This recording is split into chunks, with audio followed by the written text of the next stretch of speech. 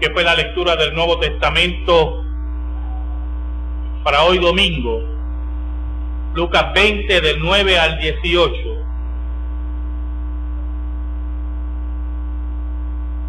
Nuestro sermón lleva como título 7 graves errores.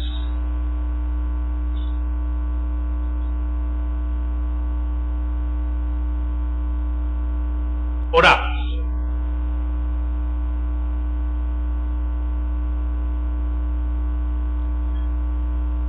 Gracias, Señor. Gracias por la oportunidad que nos das a nosotros, enemigos tuyos, pero cercanos por Cristo Jesús, para predicar tu palabra. Perdona nuestros pecados, escóndenos bajo la sombra de la cruz, y que tú seas glorificado. Llega al corazón de tu pueblo, oh Señor, llega a su corazón por tu gracia, en el nombre de Jesús. Amén y amén. Lucas 20, versículos del 9 al 18. 7 graves errores. Hermanos, continuamos en Cuaresma, ¿verdad? La Cuaresma, para nosotros que veníamos de otra tradición,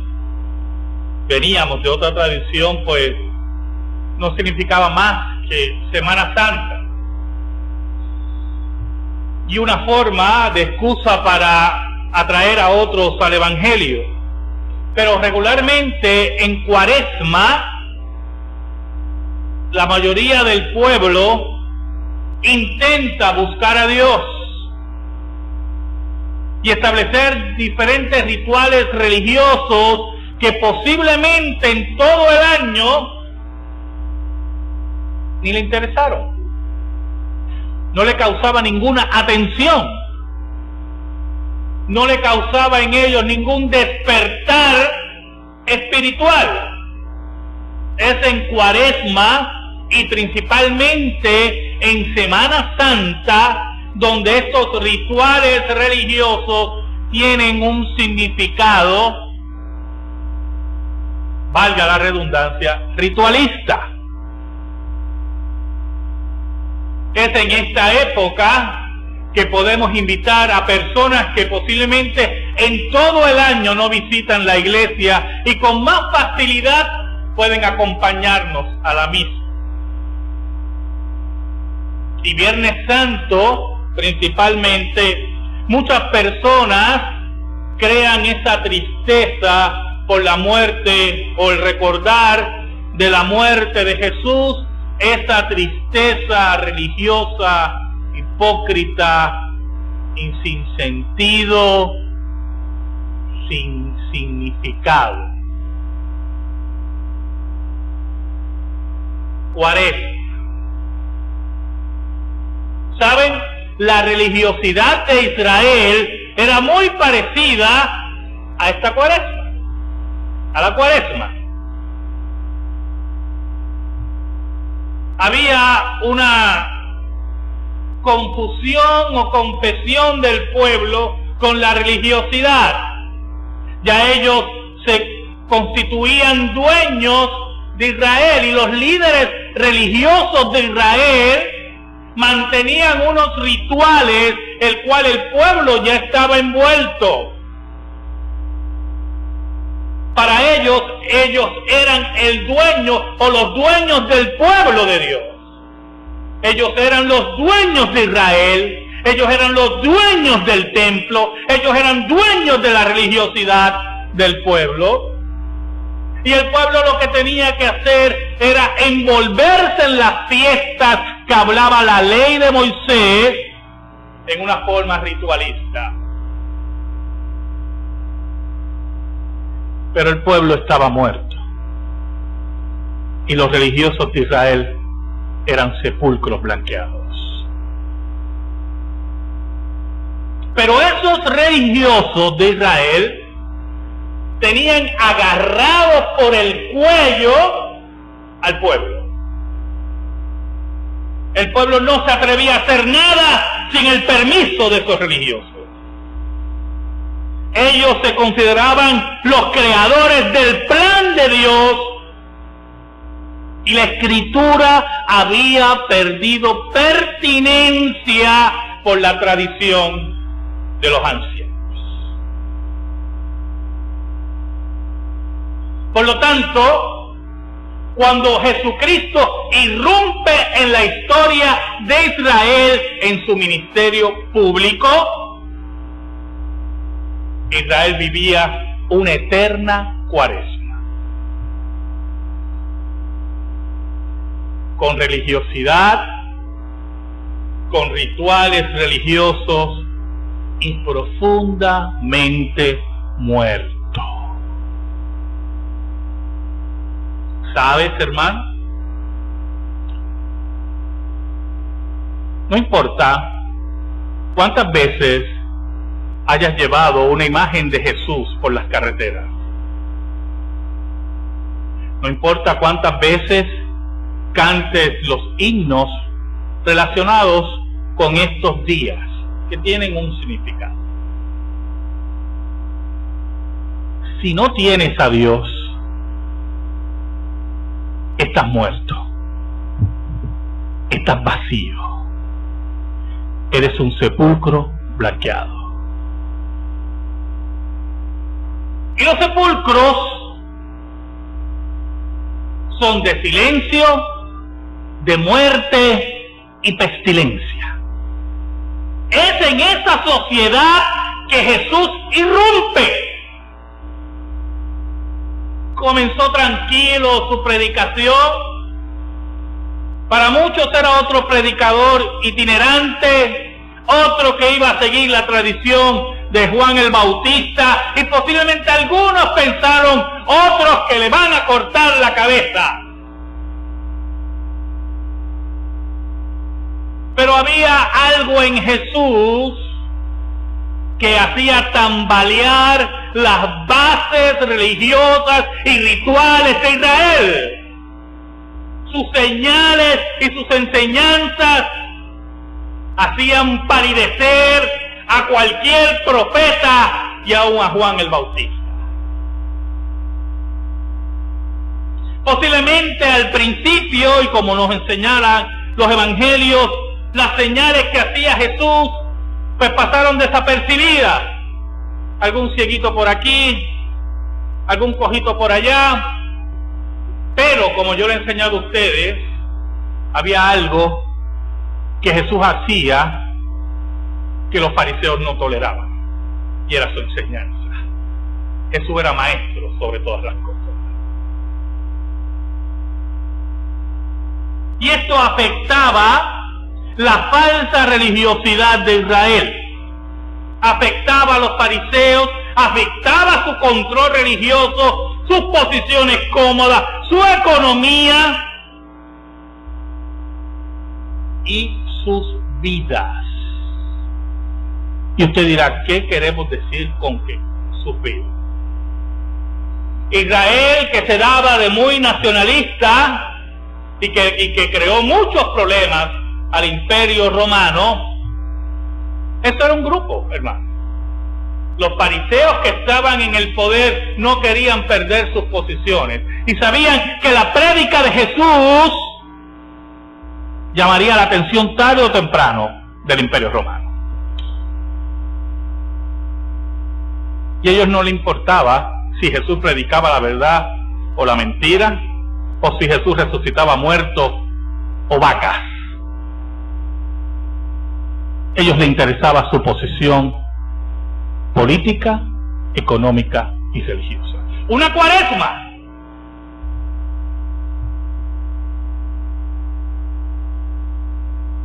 Es en este devenir, en esta práctica, en esta vida de 3 años y medio, que los fariseos y los religiosos cometieron 7 graves errores con la persona de Jesús.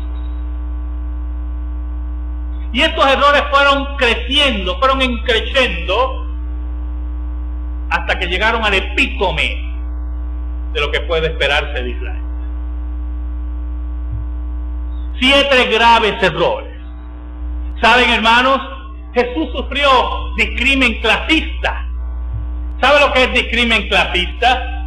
¿Sabe? Yo trabajé en una tienda por departamentos en Puerto Rico que tenía fama de caché, González Padín, y tenía buena fama, o sea, la fama era verdadera.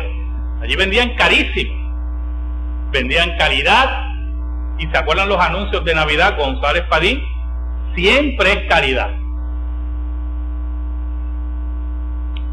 Y yo conversaba con los empleados, yo era empleado, y me acuerdo que 2 empleados me dijeron en una ocasión que ellos no vivían donde dijeron que vivían cuando solicitaron. Y yo, ¿en serio? ¿Y dónde ustedes viven? Pues uno vivía en el residencial Canales y el otro en Manuela Pérez. Y yo decía, ¿y por qué ustedes no pusieron eso? Me decían, no nos van a emplear. Somos de caserío.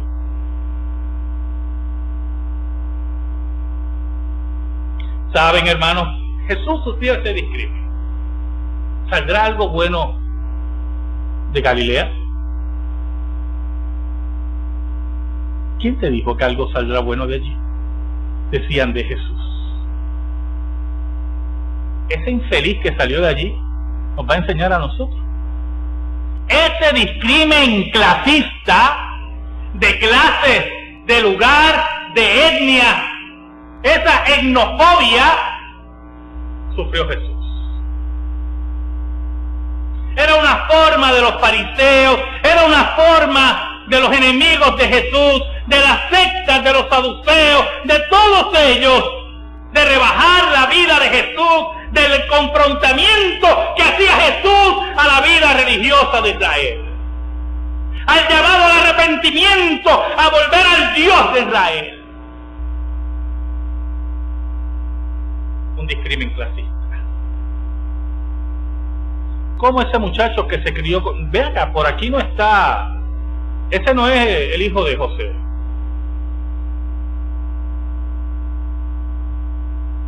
¿Quién es ese?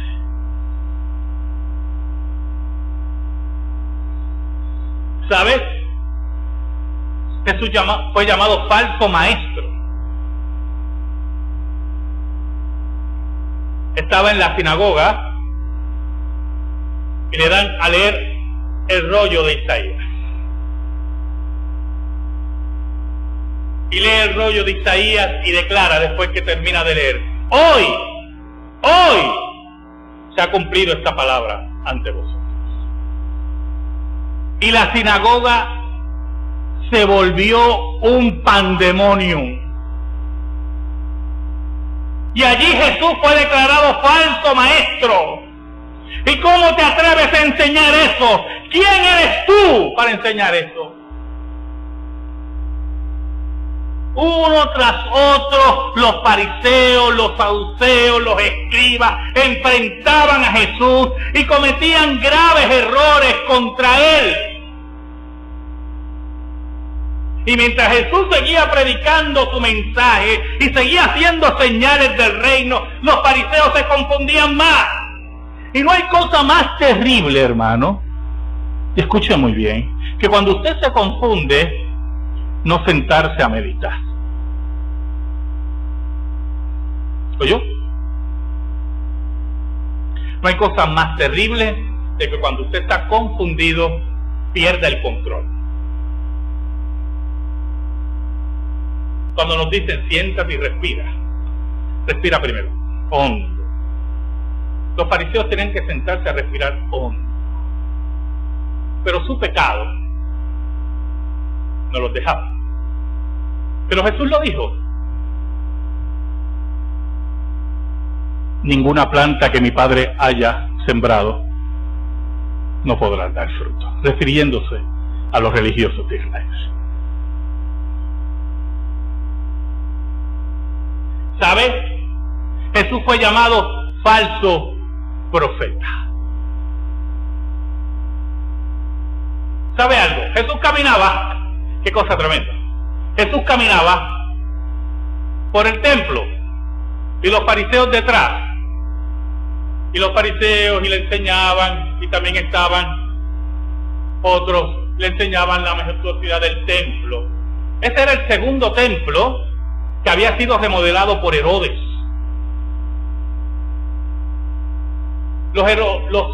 La línea de los Herodes, hay varios Herodes, pero particularmente uno de los Herodes había remodelado todo el templo para congraciarse con los judíos. Y había convertido el templo en una obra arquitectónica de gran belleza. Y ellos vivían orgullosos de su templo. Y Jesús miraba el templo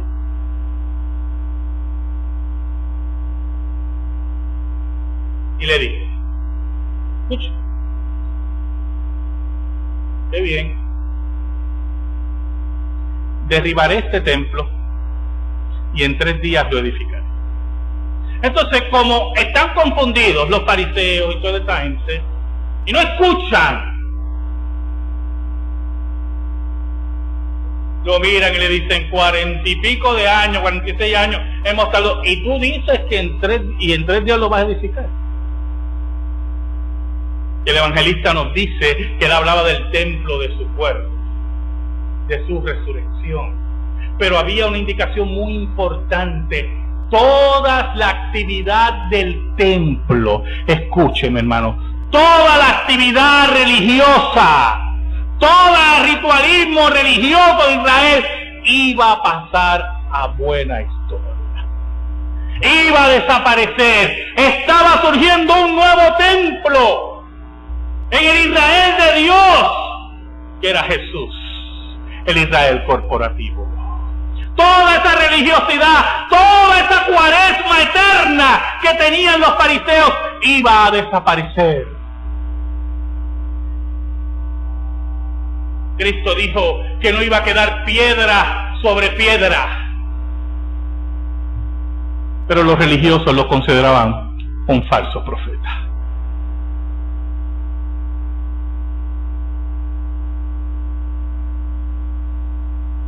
¿Saben, hermanos?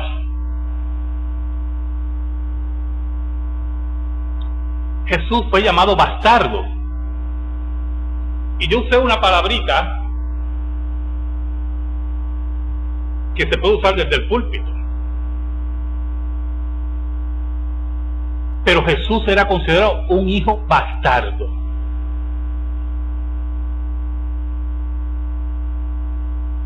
¿Sabe algo? En la tradición de los ancianos, posterior al cristianismo, Jesús es presentado como hijo de María por el resultado de una relación sexual con un soldado romano. Ese era el ataque judío a Jesús. Pero aún más, en la Biblia, en uno de los confrontamientos en Juan, los fariseos le dicen a Jesús: nosotros no somos hijos de fornicación. Tú eres un bastardo. Tú eres el resultado de una relación sexual ilícita, fuera de la familia. Nosotros somos hijos legítimos de Dios, hijos de Abraham. Hijos de Abraham.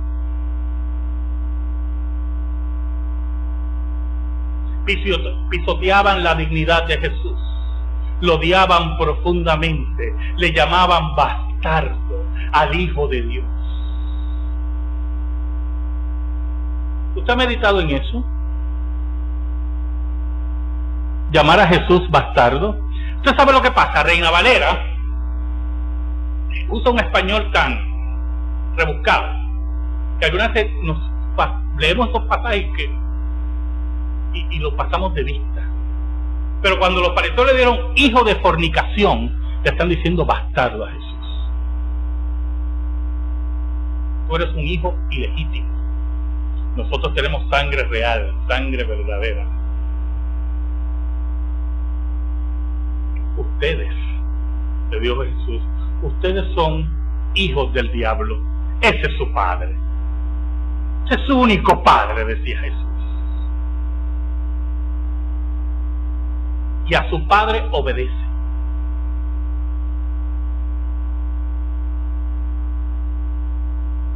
¿Saben, hermanos? Jesús fue llamado endemoniado. Usted puede creer una cosa así. Un hombre poseído por demonios. Cuando ya las señales de Jesús eran tan increíbles que no podían controlarlas, y las señales del reino, el reino de Dios estaba presente entre ellos, no podían explicarlo. Los fariseos inventaron una teología. Y los liberales saben de eso, porque ellos inventan teología todos los días. Se sientan y dicen, ¿cómo justifico mi sueldo? ¿Qué teología me invento? ¿Cómo justifico mi cátedra? Y los fariseos se sentaban, ¿y cómo vamos a detener a este hombre? Y algún brillante de ellos, muy brillante, se le ocurrió, lo que pasa es que las señales que hace son del diablo. Él las señales que hace, él sana por el diablo. Esto es. Y corrieron, vamos a buscarlo. Y estaba Jesús sanando enfermos, dándole libertad a los caídos, libertando a aquel que estaba atado, resucitando muertos, enseñando la palabra de Dios. La palabra de Dios que es como espada de dos filos. Y el pueblo alegre, recibiendo esa palabra que nunca muere, como él mismo dijo, el cielo y la tierra pasarán, mas mi palabra no pasará. Y llegaron los fariseos, aquí tenemos el argumento, aquí lo vamos a detener. Lo que pasa es que él hace señales por Satanás, por Belcebú, que es el título cananeo de Baal, el dios de las moscas. Belcebú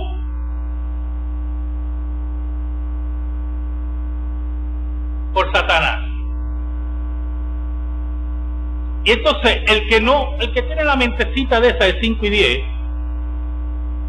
debe haber dicho, eso es verdad, porque la gente que está interesada por los panes y los peces y por religiosidad pasajera le da tanta cabida a toda esa basura de teología. Y Jesús los miró y le dijo, ¿verdad? No sé, explícame esto. No dijo así, pero explícame esto. Satanás saca a Satanás. ¿Cómo es eso? ¿Cómo un reino dividido puede mantenerse en pie? Satanás echa a Satanás. Satanás entra a un cuerpo y él mismo lo saca.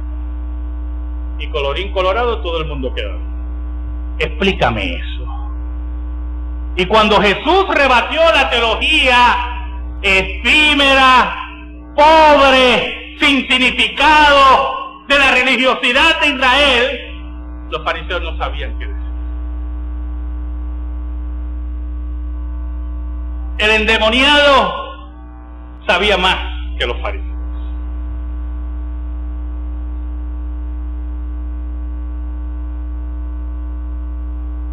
¿Saben, hermanos? Jesús fue llamado blasfemo.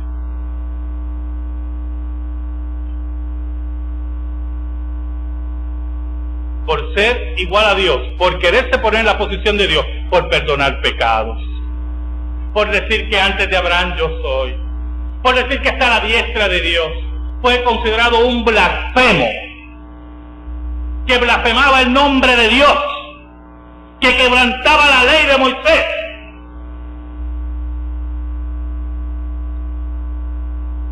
Y así, en este sexto error, los fariseos entonces planearon su más grave error. Hay que matarlo. Hay que asesinar a Jesús. Hay que quitarle la vida.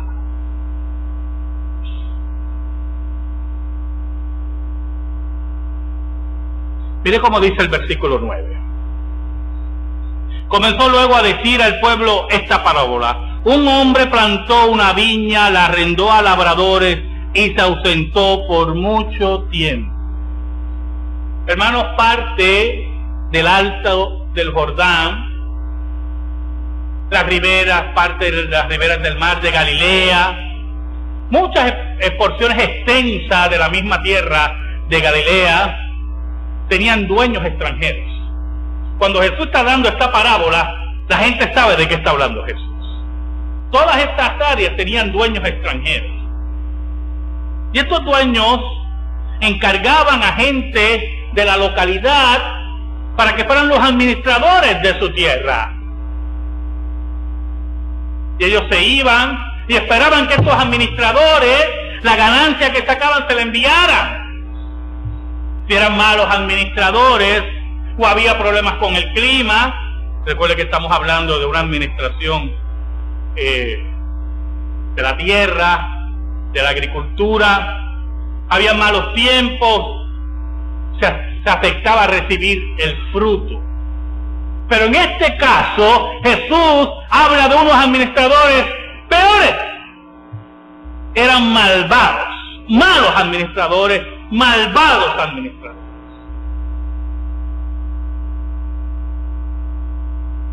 ¿Y qué pasaba? El dueño, el que creó la viña, esperaba sus ganancias y no las recibía. Y mire cómo dice el versículo 10. Y a su tiempo envió un siervo a los labradores para que le diesen del fruto de la viña. Pero los labradores le golpearon y le enviaron con las manos vacías. Y el versículo 11, volvió a enviar otro siervo, mas ellos, a este también golpeado y afrentado, le enviaron con las manos vacías. Y el versículo 12, volvió a enviar un tercer siervo, mas ellos también a este echaron fuera él. Y así Dios, que amaba profundamente su viña, que era Israel, esa viña empezó a ser administrada por religiosos, por gente de la Cuaresma. Y Dios enviaba a sus profetas para que Israel se enderezara y buscara de Él. Y ellos miraban a los profetas a la cara y los apedreaban y los mataban y los pateaban y los quemaban y les cortaban las cabezas y los aterraban. Y Dios en su amor enviaba más profetas y más profetas. Israel le daba la espalda.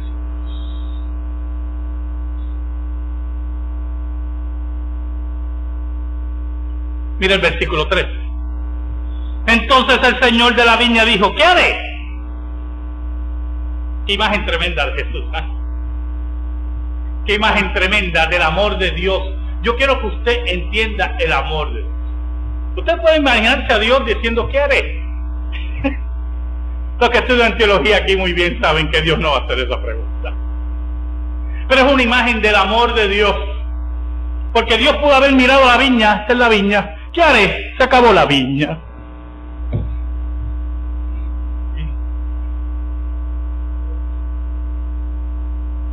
¿Usted no lo cree? Yo lo creo. Pero el amor de Dios es tan grande. ¿Qué haré?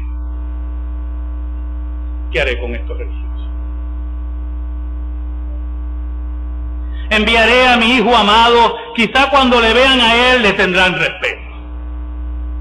Mas los labradores al verle discutían entre sí diciendo, este es el heredero, venid matémosle para que la heredad sea nuestra. Y cuando yo leía este versículo yo decía, ¿y por qué ellos dicen que la heredad será?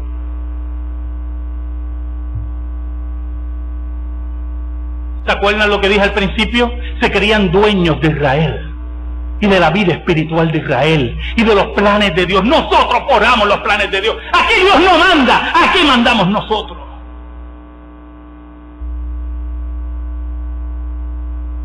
Oiga, hermano, ¿sabe algo? Había una ley que decía que si el dueño de un terreno moría y no tenía herederos, cualquiera podía venir, ocupar el lugar y reclamarlo. Y aún más lo podía reclamar los que lo administraban. Por lo tanto, cuando ellos vieron a su hijo venir, ¿qué pensaron? El dueño murió. Por eso él no viene, mandó a su hijo. Por eso viene el hijo, porque el dueño murió. Vamos a matarlo y reclamar la viña. Vamos a matar al Hijo de Dios. Nosotros los religiosos, los que controlamos Israel, los que hemos cometido graves errores con Él, vamos a llegar hasta el epítome, hasta el resultado más grande del pecado. Vamos a matar al Hijo de Dios.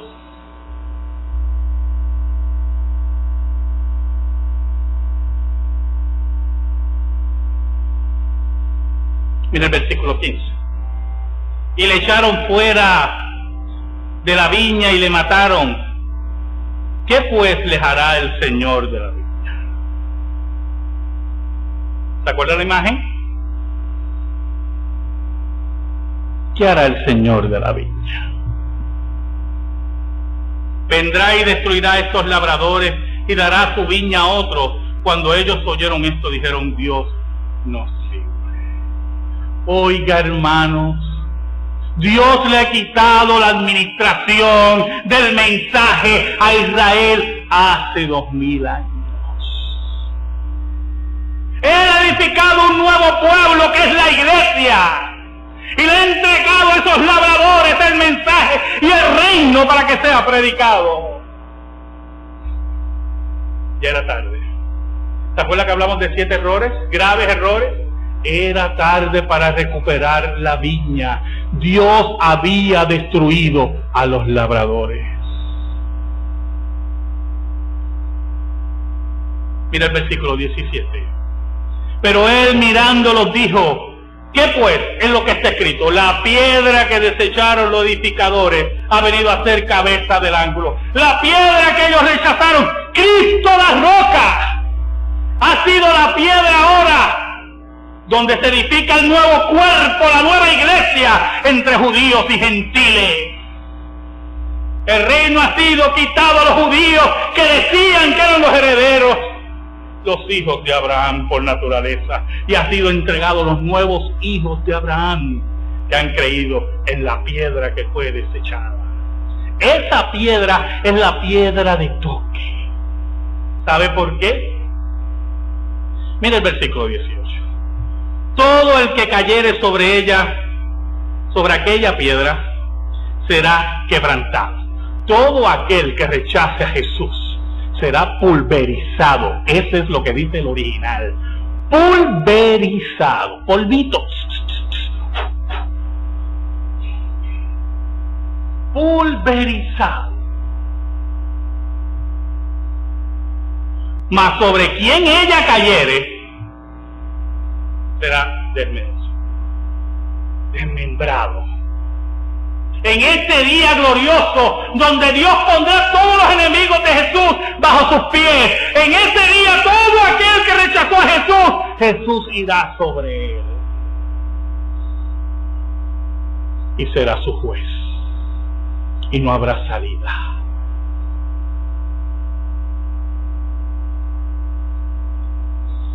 ¿Sabe, hermano? Cada vez que el ser humano, cada vez que salimos por las calles, cada vez que un religioso en este país sale por las calles en Cuaresma, y solo en Cuaresma, para glorificar yo no sé a quién, al que no conoce, comete los 7 graves errores de los religiosos israelíes. Discrimina contra Jesús porque pertenece a una parte de mi año y no me queda otro remedio. Le llama falso maestro porque no sigue sus enseñanzas. Le llama falso profeta porque no cree que el futuro lo controla Dios. Le llama bastardo porque ni le rinde culto como el Hijo verdadero de Dios. Le llama endemoniado porque no se arrodilla ante él. Le llama blasfemo porque él mismo blasfema a Dios. ¿Y sabe algo? Todos los días asesina su ley, asesina a Dios y asesina a Jesús.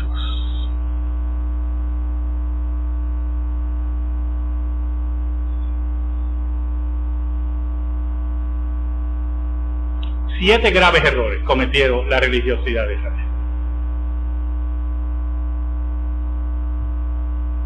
y se le fue quitada la viña. 7 graves errores comete aquel que no siga a Jesús. Escuche, y se le quitará la vida. Amén.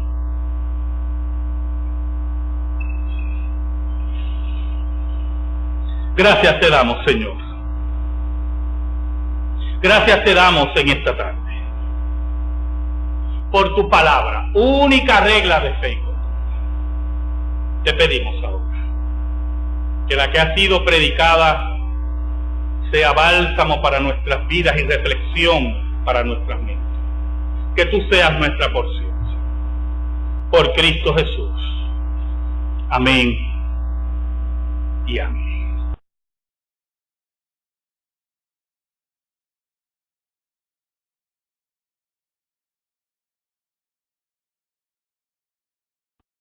Y que tú seas glorificado. Llega al corazón de tu pueblo. Oh Señor, llega a su corazón por tu gracia. En el nombre de Jesús. Amén y amén. Lucas 20, versículos del 9 al 18. 7 graves errores. Hermanos, continuamos en Cuaresma, ¿verdad? La Cuaresma, para nosotros que veníamos de otra tradición, pues no significaba más que Semana Santa. Y una forma de excusa para atraer a otros al Evangelio, pero que fue la lectura del Nuevo Testamento para hoy domingo, Lucas 20 del 9 al 18.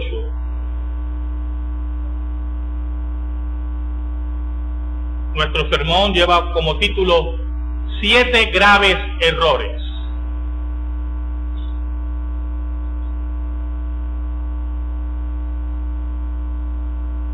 Oramos.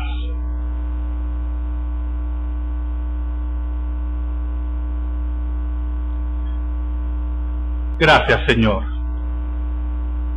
Gracias por la oportunidad que nos das a nosotros, enemigos tuyos, pero cercanos por Cristo Jesús, para predicar tu palabra. Perdona nuestros pecados. Escóndenos bajo la sombra de la cruz. De Israel y los líderes religiosos de Israel mantenían unos rituales el cual el pueblo ya estaba envuelto. Para ellos eran el dueño o los dueños del pueblo de Dios. Ellos eran los dueños de Israel. Ellos eran los dueños del templo, ellos eran dueños de la religiosidad del pueblo. Y el pueblo lo que tenía que hacer era envolverse en las fiestas que hablaba la ley de Moisés en una forma ritualista. Pero el pueblo estaba muerto. Y los religiosos de Israel eran sepulcros blanqueados. Pero esos religiosos de Israel tenían agarrados regularmente en Cuaresma. La mayoría del pueblo intenta buscar a Dios y establecer diferentes rituales religiosos que posiblemente en todo el año ni le interesaron. No le causaba ninguna atención, no le causaba en ellos ningún despertar espiritual. Es en Cuaresma y principalmente en Semana Santa donde estos rituales religiosos tienen un significado, valga la redundancia, ritualista.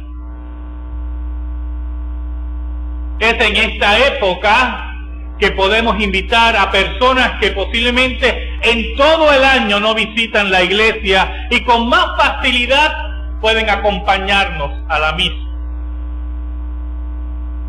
Y Viernes Santo, principalmente, muchas personas crean esa tristeza por la muerte o el recordar de la muerte de Jesús, esa tristeza religiosa, hipócrita, sin sentido, sin significado.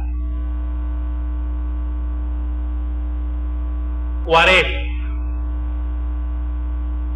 ¿Saben? La religiosidad de Israel era muy parecida a esta cuaresma, a la cuaresma.